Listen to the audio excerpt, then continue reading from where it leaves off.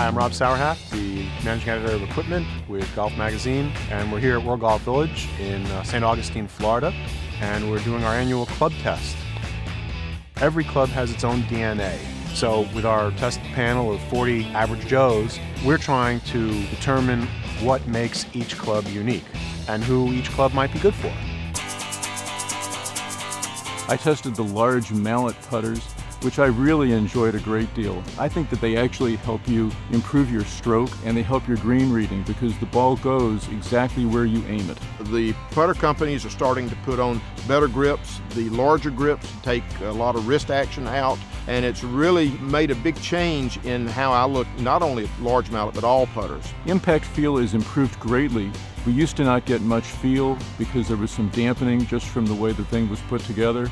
But now we actually have good feel and I think much better distance control. There is a great trend with more alignment aids. Not only does it help me line up the putter, it helps me take the putter back on the intended line. And I have a good idea that I'm going to make a good stroke toward my intended target. Well, they all look like spaceships. But the nice thing about them is that once the ball goes in the hole a few times, that which looks unusual now becomes beautiful. Well, a lot of the mid-sized mallet putters are going to different styles of grips. Many of the putters are trying to go to different lengths, trying to adjust to various players. And the putters are really quiet, really soft on your hands, and the ball really comes off the putter real smooth.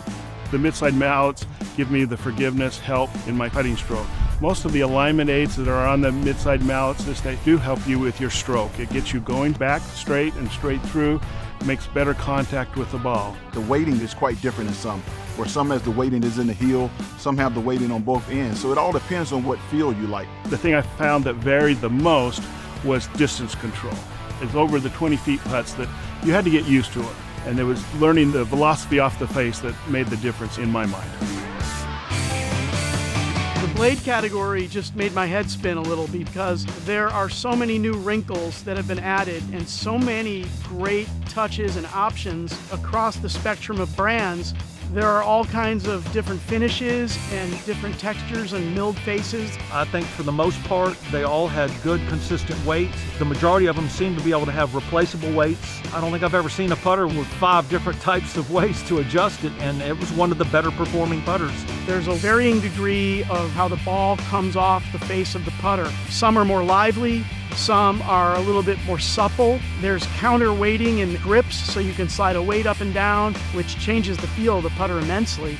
They were all great. I would not hesitate to put most of them in my bag, which I found very unusual because I'm very particular about my putters.